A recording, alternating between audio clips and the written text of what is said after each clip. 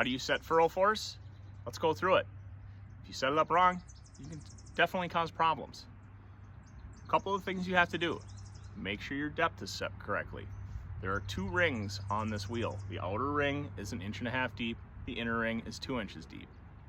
Precision's recommendations, I believe, are 1/4 to 1/2 inch shallower with this first stage closing than your seating depth. Why is that?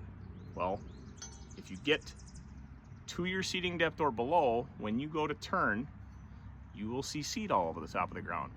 And that is because one of these wheels is getting in your trench and it's flicking each seed out. So, shallower than your seating depth by about 1/4 to 1/2 inch.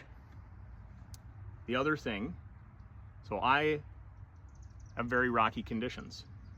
I have the wedge shim, and I don't know if you'll be able to see it in here, but right in here, there is a wedge shim and a wedge nut. And what that's doing is it's cambering this wheel out, so they're not as steep. And what that helps with is catching rocks. The other thing, in your monitor, there is an alert menu for each system on it. There is one for furrow force, and you can adjust parameters in there to alert you when a rock gets in this first stage closing.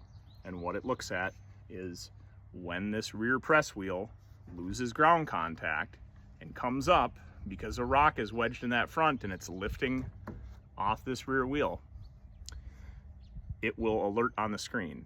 So I set my alert for ground contact at 2 seconds. So if this rear wheel comes off the ground for 2 seconds, it will alert me. I then know I have a row with a rock stuck in it.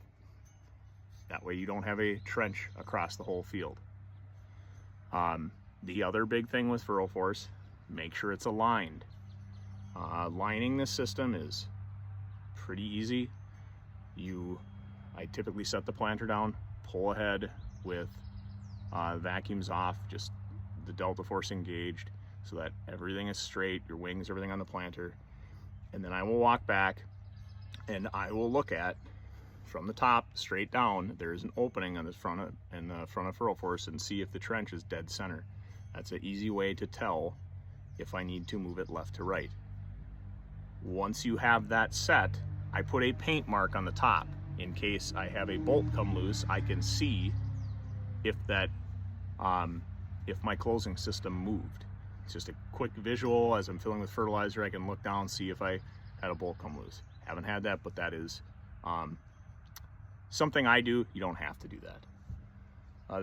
This rear wheel, so I actually have it set in this front hole right here instead of the rear one that's from the factory. Why did I do that? I did that to shorten up the whole assembly. So right now I am on 1 and 3. First hole on the left side, third hole on the right side. In rocky conditions to run at 1 and 5, I've been running at 1 and 3 and it's worked just fine. And I wanted to do that because I wanted this all to be closer to the row. It's actually the same distance as if I had a V-press where my first stage is. This is just the longer part where the packer wheel is. Couple other things. If you're in dry conditions, tend to run a heavier weight on the rear press wheel. So in dry conditions, I run about 55 pounds so I can compress the soil, get as much air out as possible to conserve moisture.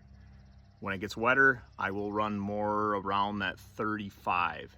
And the reason for that is if you compress it too much in wet conditions, then you have the potential for crusting if it does get a dry spell. So just be aware of that. It's automatically adjusting, but you do have to set it. As far as other things on here that are nice is the liquid attachment that I have on it.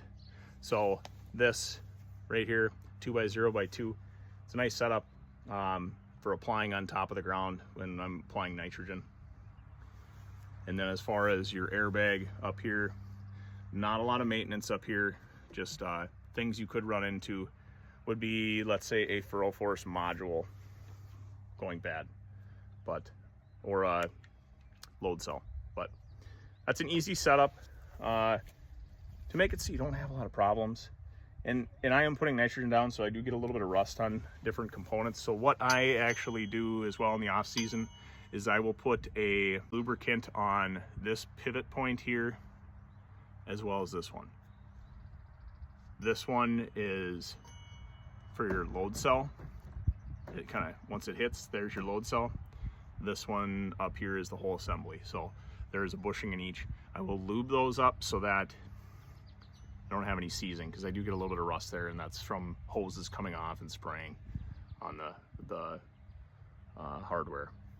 But you want any other questions, or if you run it and you have issues and you need somebody to ask questions to, go ahead and ask away, and I can walk you through pretty much anything on a lot of these precision planting components.